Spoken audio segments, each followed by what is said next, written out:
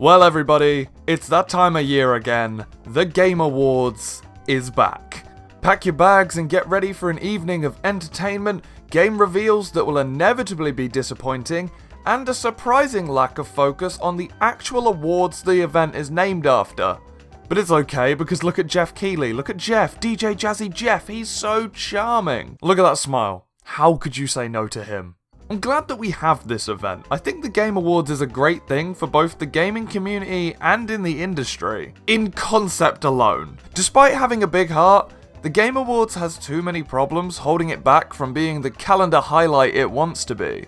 I've already made a video on the Game Awards and why I don't look forward to it too much a few years ago, and most of what I felt at the time, I still feel now. Most, if not all of my issues I have then, still persist today. But that was a few years ago. Let's take another modern look at the Game Awards. The good, the bad, and the downright strange. Firstly, the Game Awards has a certain lack of emphasis on the awards portion.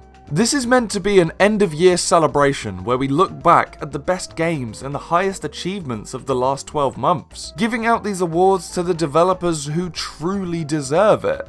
Instead, we read out the developer's name, let them come up on stage, take their award, and proceed to drop kick them off the stage before they even have the chance to say a single word. Oh, you wanted to talk about the thing you made? The thing you're getting awarded for? No. Jeff says no. Genuinely, my biggest gripe with the Game Awards is that it seems to not care about the awards at all. Most of the award winners get like 20 seconds for a speech, and what do we get instead of the speeches?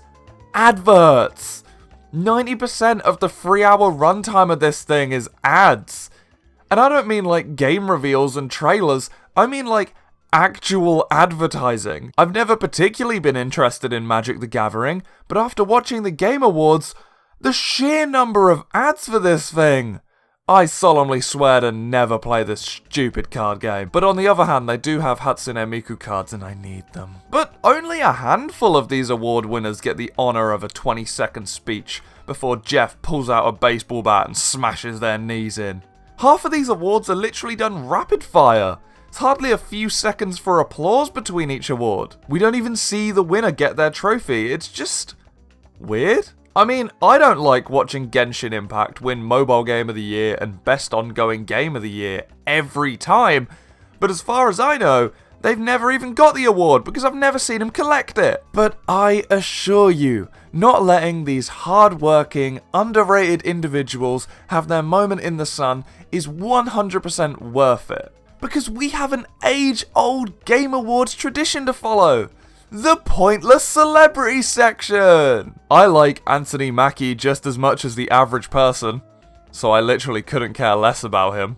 But does he really deserve 15 minutes promoting his new TV show when the literal Game of the Year winner that year had to post his full speech on Twitter because he didn't have long enough in the actual show? This isn't the Oscars. The Oscars is an award show that the regular viewer is gonna watch for entertainment, whereas the Game Awards has a more dedicated fan base than the Oscars. The average viewer of the Game Awards is watching for the passion and their love of the gaming space. So the show needs to adjust and be more catered towards those people. The runtime needs to be spent on the hype reveals and most importantly, the awards themselves. I want to see interviews with relevant people, but no. We're getting a segment with the Fast and Furious cast to promote some dogshit tie-in game. I think the only dev at the Game Awards I've ever heard talk extensively is Hideo Kojima. And he's literally gaming Jesus.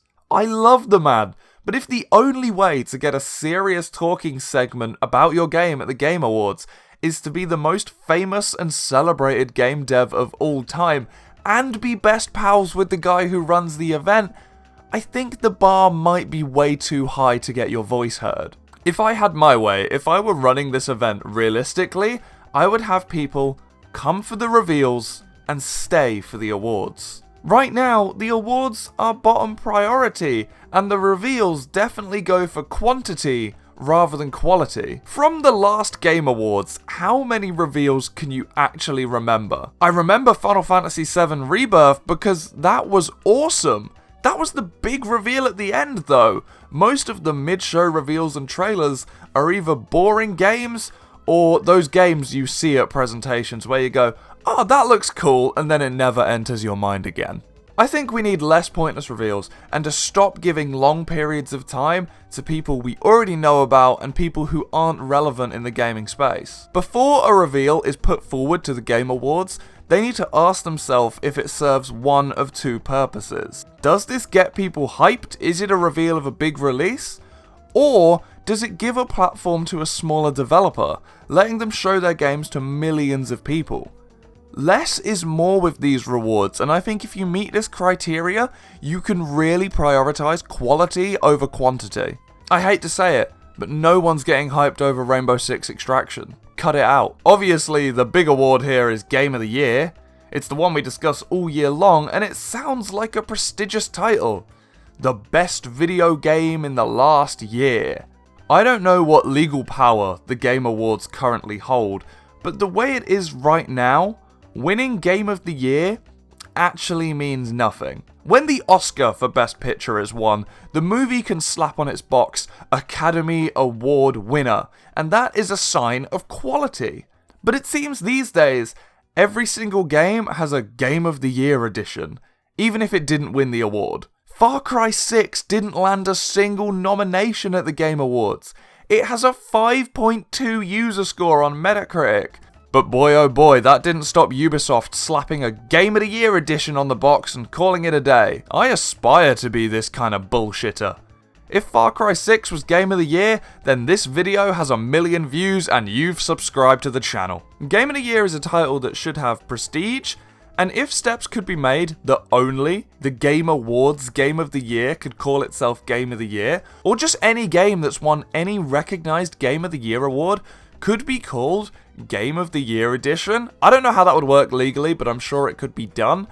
It would add a lot of prestige to these titles, which currently they kind of lack, because Game of the Year doesn't mean too much. And yeah, this is the main Game Awards show, but there are loads of others, and we need to kind of condense down. Less ads, less pointless reveals, more time dedicated to the actual awards, and complete removal of any celebrity content that isn't relevant to video games.